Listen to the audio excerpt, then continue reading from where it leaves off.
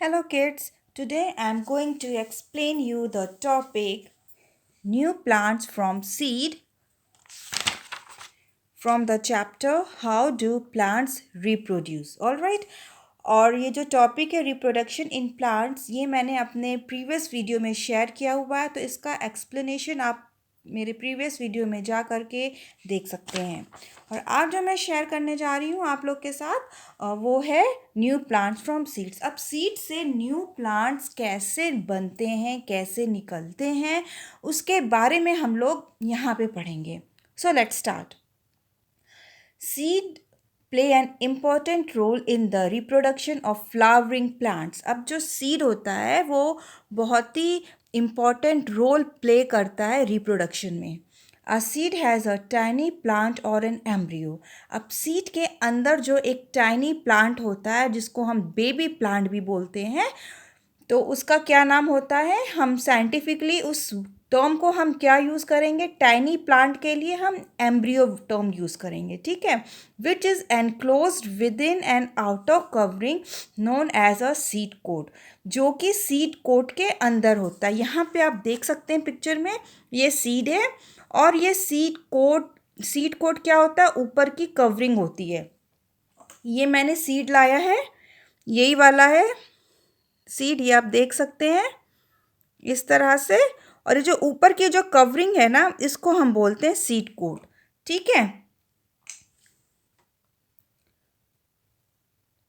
The seed coat protects the embryo within it and also prevents the seed from dying. और seed coat का जो function क्या होता है, ये जो है एम्ब्रियो को प्रोटेक्ट करता है। ऑल राइट, ये एम्ब्रियो को प्रोटेक्ट करता है कि एम्ब्रियो ड्राई ना हो जाए। All right, so the endosperm. अब सबसे पहले हम यहाँ पे ये डायग्राम को थोड़ा समझेंगे, इसके पार्ट्स को समझेंगे और फिर हम लोग इसके बारे में पढ़ेंगे। तो जो ऊपर लेयर जो सीड का होता है वो होता है सीड कोट। सीड कोट के अंदर का जो पार्ट होता है उसको हम बोलेंगे कॉटलीडन, जो कि सीड हमारा 2 पार्ट में बढ़ जाता है। ऑल राइट, अभी मैं आपको दिखाती हूँ, ये देखिए ये हमारा सीड कोट हो गया। ये मैं आपको निकाल के दिखाऊंगी। ये जो है, जो निकल रहा है ना, ये सीड कोट है। ये जो मैं निकाल रही हूँ सीड कोट हो गया ये, ठीक है। नेक्स्ट क्या आया हमारे पास, और ये कॉटलीडन। कॉटलीडन क्या होता है, ये जो हमारा ये सीड है, ये जो 2 पार्ट में जो डिवाइड हो जाता है ना, दिस ये जो 2 पार्ट में डिवाइड हो गया, this is cotyledon. All right, फिर उसके बाद जो होता है एंडोस्पर्म। एंडोस्पर्म क्या होता है, ये जो पूरा जो अंदर का जो पोर्शन है ना, ये होता है एंडोस्पर्म।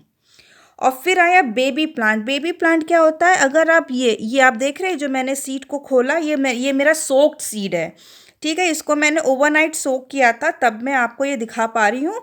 ये जो आप यहाँ पे एक छोटा सा स्ट्रक्चर देख रहे हैं ना, ये स्ट्रक्चर, ये this is a baby plant, इसी से न्यू प्लांट निकलता है। तो इसी को जो है सीड कोट प्रोटेक्ट करता है। ये आपका बेबी प्लांट है, दिस। ऑल राइट, तो ये मैंने आपको दिखाया है baby plant, seed coat, cotyledon and endosperm, ये आप समझ गए, ठीक है। कॉटलीडन क्या होता है, ये जो 2 पार्ट होता है, ये जो 2 पार्ट है हमारे सीड का, दिस इज कॉल्ड कॉटलीडन्स, ठीक है। इतना आ गया आपको क्लियर। अब हम लोग इसके बारे में और डिटेल पढ़ते हैं और फिर से मैं ये आपको दिखाऊंगी, तो इसलिए फिक्र करने की ज़रूरत नहीं है। अगर आपने ठीक से नहीं देखा, मैं फिर से इसको रिपीट करूंगी। The endosperm is the food stored with in the seed which is used by the embryo for its development. तो ये जो एंडोस्पर्म हुआ, जो मैंने आपको ये जो वाइट पोर्शन दिखाया था, ये अंदर का ये एंडोस्पर्म है, ये क्या करता है, बेबी प्लांट को फूड सप्लाई करता है डेवलपमेंट के लिए। This temporary supply of food is in the form of special leaves known as the seed leaves और कॉटलीडन्स। और ये स्पेशल लीव्स जो करता है, जिसको कि हम कॉटलीडन्स बोलते हैं। कॉटलीडन क्या हुआ, ये जो 2 फ्लैप जो स्ट्रक्चर था ना हमारा, ये जो 2 फ्लैप था, ये इसको हम बोलेंगे कॉटलीडन, ठीक है।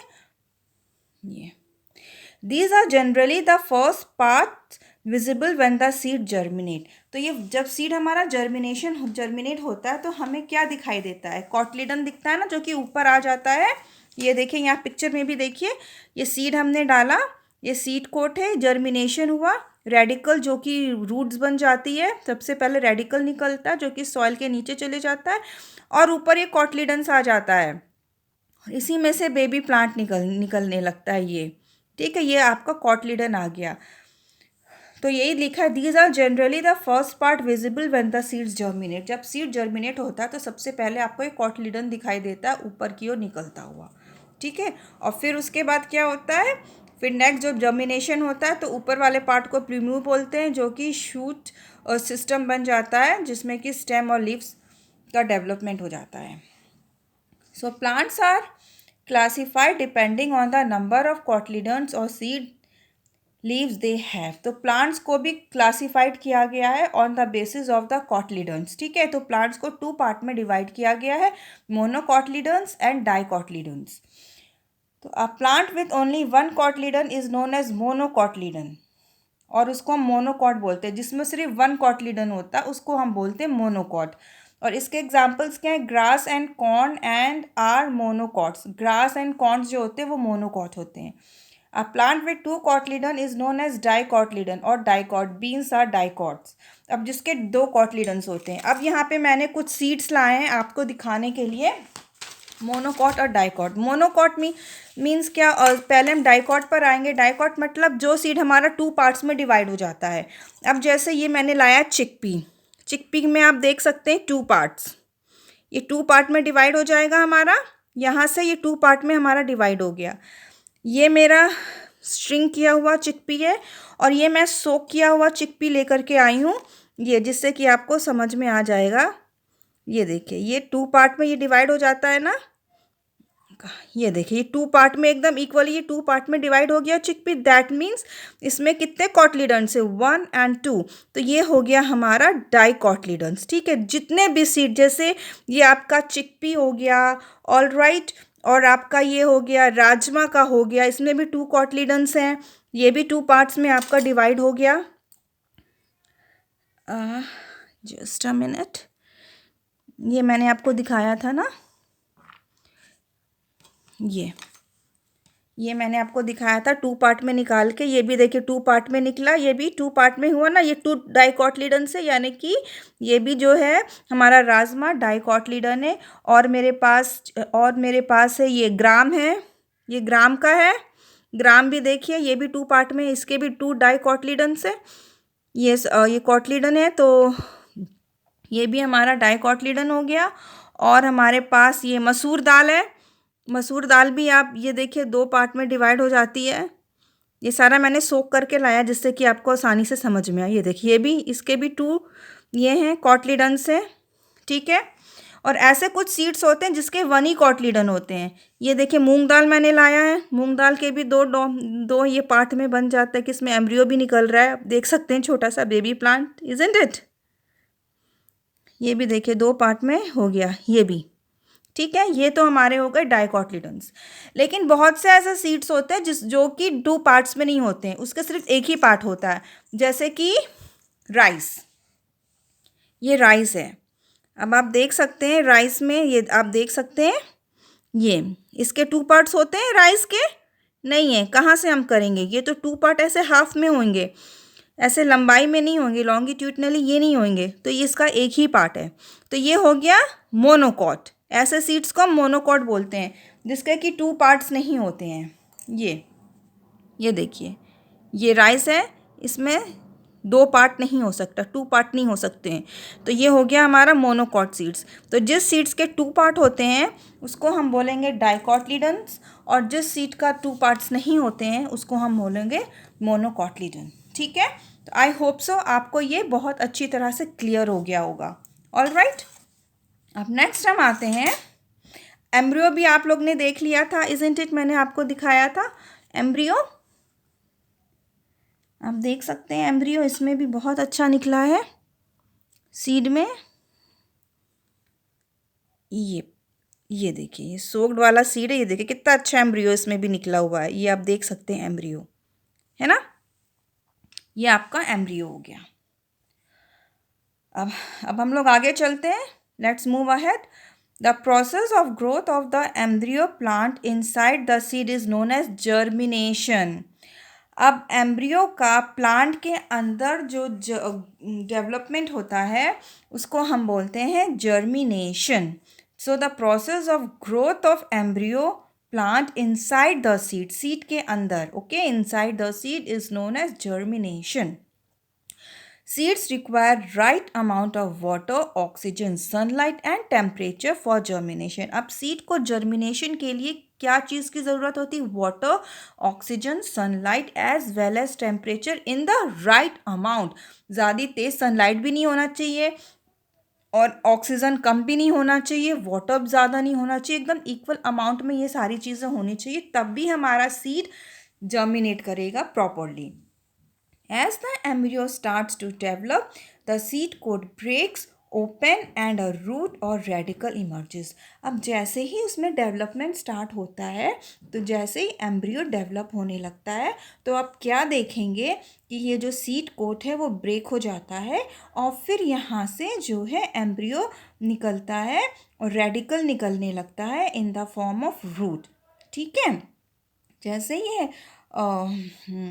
आपका ये जर्मिनेशन होता है, सीड कोट ब्रेक हो करके इसमें से आपका क्या, फर्स्ट आपका क्या निकला? रेडिकल निकला, जो कि ये रूट बन जाता है.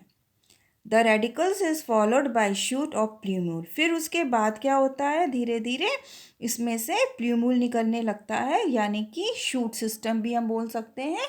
ठीक है, which give rise to leaves and stem. जो कि प्ल्यूम्यूल किसको राइज प्ल्यूम्यूल किस में फॉर्म हो जाता है? लीव्स में, और स्टेम में प्ल्यूम्यूल फॉर्म हो जाता है. ऑल राइट, ये आप देख सकते हैं, प्ल्यूम्यूल लीफ और स्टेम में फॉर्म हो जाता है. तो इस तरह से प्लांट में 2 सिस्टम्स होते हैं. हम लोग ने लास्ट क्लास में पढ़ा होगा, 4th में पढ़ा होगा कि रूट, ये प्लांट के 2 सिस्टम्स होते हैं. शूट सिस्टम होता है और रूट सिस्टम होता है. रूट सिस्टम में हमारे रूट्स आ जाते हैं और शूट सिस्टम में हमारा स्टेम, लीव्स और बाकी जो हैं वो सारे हमारे जितने भी ग्राउंड के ऊपर का जो पार्ट है वो शूट सिस्टम में आ जाता है और ग्राउंड के नीचे वाला पार्ट हमारा शूट सिस्टम में आ जाता है. आई होप सो ये पेज आपको एकदम अच्छे से क्लियर हो गया होगा. अब हम लोग आगे फर्दर मूव करते हैं. Seed dispersal. अब सीड का डिस्पर्सल कैसे होता है? Dispersal means movement of seed. एक जगह से दूसरी जगह उड़ के कैसे सीड हमारा जा रहा है. अगर हमारा एक जगह पे वो प्लांट है तो वही प्लांट दूसरी जगह पे कैसे उसका जर्मिनेशन हो गया सीड के थ्रू, तो उसको हम बोलते हैं seed dispersal. Okay, it is very important that seeds are dispersed over a wide area. The process of scattering of seeds is called seed dispersal. अब seeds जो है एक जगह से दूसरी जगह दूर दूर तक फैल के चले जा रहे हैं, तो उसको हम बोलते हैं seed dispersal. अपने मदर प्लांट से जो है वो सीड निकल के दूसरी जगह पे चले जा रहा है, तो उसको हम बोलते हैं सीड डिस्पर्सल. तो सीड डिस्पर्सल भी कई तरीके से होता है. विंड से भी होता है, वाटर से भी होता है, इंसेक्ट से भी होता है, एनिमल से भी होता है. ठीक है, तो इन सब चीज़ों से सीड डिस्पर्सल होता है. If all the seeds fell and grew beneath the parent plant, it would cause overcrowding. अब सीड डिस्पर्सल क्यों ज़रूरी होता है? जैसे कि हमने फर्स्ट लाइन में पढ़ा था कि सीड डिस्पर्सल होना बहुत ज़रूरी होता है. क्यों होता है? अब जैसे ये आपका प्लांट है, ठीक है, अब ये प्लांट है, ओके. अब इसके जितने सीड्स हैं वो यहीं पर आके गिर गए, यहीं पे सारे सीड्स आके गिर गए. तो यहाँ पे आप देख सकते हैं बहुत सारे प्लांट्स हो जाएंगे यहीं पे. तो जब बहुत सारे प्लांट्स छोटे छोटे स्टार्ट हो जाएंगे यहाँ पे जर्मिनेशन, तो इनको क्या होगा? सनलाइट की कमी हो जाएगी, ऑक्सीजन, वाटर और स्पेस की भी कमी हो जाएगी, जिस वजह से ये न्यू प्लांट जो है वो सर्वाइव नहीं कर पाएगा. अब यही सीड एक जगह गिरने की बजाय दूर दूर जाके गिरे, कोई यहाँ पे गिर रहा है, कोई यहाँ पे आके गिरा, कोई यहाँ पे सीड आके गिरा और फिर यहाँ पे इसका जर्मिनेशन हो रहा है, तो ये सारे प्लांट्स को सफिशिएंट सनलाइट भी मिलेगा, स्पेस भी मिलेगा, वाटर भी मिलेगी इसको जर्मिनेशन के लिए. तो इसलिए सीड का डिस्पर्सल होना बहुत ज़रूरी है. All right. The seed would have to struggle for space, air, water, nutrients and sunlight. अगर ये एक जगह गिर गए तो इनको आपस में स्ट्रगल करना पड़ेगा, सनलाइट के लिए, स्पेस के लिए, एयर के लिए, वाटर के लिए, हर चीज़ के लिए इनको यहाँ पे स्ट्रगल करना पड़ेगा। अब यही अगर दूर दूर जाके सीड्स गिरेंगे तो इनको स्ट्रगल नहीं करना पड़ेगा, ये ईजिली जो है अब जर्मिनेट हो जाएंगे। Hence, seed dispersal ensures that all seeds get a better chance of finding the right conditions to grow. तो सबको सारी चीज़ें एकदम फुल अमाउंट में मिलेंगी, एकदम राइट क्वांटिटी में इनको सारी चीज़ें मिलेंगी, एयर भी मिल गया, स्पेस भी, सनलाइट, सब कुछ इनको, न्यूट्रिएंट्स वगैरह सब कुछ ईजिली मिल जाता है अगर ये दूर दूर जाके गिरेंगे। अब सीड डिस्पर्सल किस किस तरीकों से होता है वो हम पढ़ेंगे। Seeds are disperse in various ways to form new plants. Wind dispersal, तो फर्स्ट पॉइंट है हमारा wind dispersal. Some seeds that are very light in weight are carried away from the parent plant by the wind. कुछ seeds जो होते हैं जो कि बहुत ही लाइट वेट में होते हैं वो विंड से ईजिली डिस्पर्स हो जाते हैं। फ्रॉम द कहाँ से? From the parent plant. These include orchid और पॉपी सीड्स। अब कौन कौन से सीड्स हो गए? ऑर्किड या पॉपी सीड्स, ये बहुत ही लाइट इन वेट होते हैं तो ये विंड से ईजिली डिस्पर्स हो जाते हैं। Some seeds such as dandelion have hair like growths that catch the wind and help carry the seeds away from the parent plant. और एक और सीड है डेंडेलियन जिसमें कि हेयर लाइक ग्रोथ होते हैं, ये आप देख सकते हैं पिक्चर में, ये सीड है। सीड में क्या है? हेयर लाइक ग्रोथ है जो कि ईजिली विंड से उड़ते हुए दूसरी जगह पे चले जाते हैं। नेक्स्ट जो डिस्पर्सल हुआ वाटर डिस्पर्सल। अब वाटर से कैसे डिस्पर्सल होता है? So let's read. Some seeds are hollow and filled with air and they get carried away by water. अब कुछ सीड्स होते हैं वो अंदर से हॉलो होते हैं, उनके अंदर एयर भरी हुई रहती है जो कि वाटर से ईजिली वो कैरिड हो जाते हैं एक प्लेस से दूसरी प्लेस में। These include coconut and palm seeds. और इसके एग्जाम्पल्स क्या हैं? कोकोनट एंड पाम सीड्स हो गए। अब इसमें एक दे रखा है, कोकोनट में get carried away for thousands of kilometres across the seas and ocean. अब आप देख सकते हैं कोकोनट का जो सीड है वो कितनी दूर दूर तक डिस्पर्स होता है, थाउजेंड्स ऑफ किलोमीटर्स, इतनी दूर ये कोकोनट सीड जो है वो ट्रैवल करता है। ओके, नेक्स्ट सीड डिस्पर्सल है is through animal dispersal. Animal dispersal से कैसे इसका सीड डिस्पर्सल हो रहा है? Fruits form a part of the diet of some plants. While only the pulp of the fruit is digested, the seed or pips and stones get passed out of the digestive system and are thus dispersed. तो animal के through क्या होता है कि जो mostly animals जो हैं वो फ्रूट्स को अपने खाते हैं, तो जो पल्प जो होता है वो तो उन लोग डाइजेस्ट हो जाता है, लेकिन जो अनडाइजेस्टेड पार्ट है जैसे कि सीड वो डाइजेस्टेड नहीं हुआ, वो जो है पास आउट हो जाता है उनकी बॉडी से। तो वो जहाँ पे जाकर, जहाँ पे वो एनिमल मूव किया और जहाँ पर उसकी बॉडी से वो सीड पास आउट हुआ तो वहाँ पे उस सीड का क्या हो जाता है? कोई कोई सीड का जर्मिनेशन हो जाता है। तो इसके थ्रू भी ये सीड डिस्पर्सल होता है। और कभी कभी क्या होता है, जो सीड होता है वो एनिमल की बॉडी में क्या वो स्टक हो जाता है और फिर वो एनिमल किसी दूसरी जगह पे जाता है और अपनी बॉडी को वो और कहीं पे रब करता है या अपनी बॉडी को वो झाड़ता है, तो वहाँ से क्या होता है उनकी बॉडी से वो सीड झड़ के नीचे गिर जाता है और जब उसको प्रॉपर टाइम मिलता है, प्रॉपर जब टाइम आता है तो उसका वहाँ पे जर्मिनेशन हो जाता है सीड का। So the seed of sea, holly and budrock plant have hooks on them which get attached to the fur of animals. The animals later shake off these seeds far from the parent plant and thus help in seed dispersal. अब कुछ seeds होते हैं जिसमें कि hook होते हैं seeds में, तो वो हुक जो है क्या होता है एनिमल की बॉडी में, उसके फर में जो है वो स्टक कर जाता है और फिर उसके बाद जब कहीं और वो एनिमल जाता है और अपनी बॉडी को जब वो शेक करता है तो वो सीड उसके बॉडी से झट जाता है और ग्राउंड में वो गिर जाता है और जब राइट टाइम आता है तब उसका जर्मिनेशन हो जाता है। ऑल राइट, नेक्स्ट है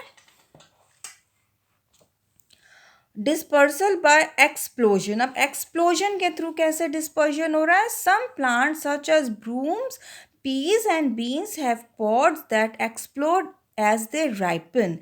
This explosion help to scatter the seeds. अब कभी कभी क्या होता है, जैसे पॉड वाली जो कुछ चीज़ें होती हैं, पॉड मीन्स इस तरह से स्ट्रक्चर होता है और इसके अंदर सीड्स होते हैं, ठीक है। और जब ये पॉड राइपन हो जाता है तब ये बर्स्ट हो जाता है, अपने आप ये ओपन हो जाता है और फिर एक फोर्स के साथ ये सीड जो है दूर दूर जाके गिर गिर जाता है, ठीक है। तो उसके भी थ्रू ये हमारा सीड डिस्पर्सल हो जाता है। नेक्स्ट है डिस्पर्सल बाय ग्रेविटी। अब ग्रेविटी के थ्रू कैसे डिस्पर्सल होता है? Large heavy fruit such as apples just drop off the tree on the ground to the ground as they ripen. अब कुछ ऐसे हैवी फ्रूट्स होते हैं, फॉर एग्जाम्पल यहाँ पे एप्पल का एग्जाम्पल दे रखा है, तो वो क्या होता है जब वो रैपन हो जाते हैं, पक जाते हैं, तो वो क्या होते हैं पेड़ से नीचे गिर जाते हैं। अब जब पेड़ से नीचे गिरेगा तो क्या होगा, या तो वहीं पे एप्पल ये फट गया और सीड बाहर निकल गया और फिर उसका वो जर्मिनेशन हो जाता है when the right time comes, या फिर वो एप्पल वहाँ पे गिरा है, फटा हुआ है, वाटर के थ्रू जो है वो बह गया और दूसरी जगह चला गया और जब राइट टाइम आया तब फिर वो सीड जर्मिनेट कर जाएगा। These fruits can be carried away from the parent plant by animals, और animals के भी थ्रू कैरिड हो गया by water और they might just simply roll away। Animal के थ्रू वो दूसरी जगह कैरी होके चला गया या वाटर के थ्रू हो गया या फिर एप्पल फ्रूट गिरा और वो रोल हो करके या सीडी खुद अपने रोल हो करके वो थोड़ा दूर चला गया मदर प्लांट से। तो इससे भी जो है सीड डिस्पर्सल होने लगता है, हो जाता है। Very often their soft skin may burst open to scatter the seeds inside। तो कभी कभी क्या हो जाता है कि ये जो एप्पल है वो अपने वो गिरता है जब राइपन होके बर्स्ट होता है और उसमें से सीड बाहर निकल गया, तो इससे भी जो हमारा सीड डिस्पर्सल हो जाता है। सो गाइस आज बस मैं इतना ही एक्सप्लेन करूँगी और जो नेक्स्ट टॉपिक है new plants from leave stems and roots, ये मैं अपने नेक्स्ट वीडियो में इसको अपलोड करूँगी। So thanks for watching my video. If you are new viewer so please don't forget to subscribe and share my channel. God bless you.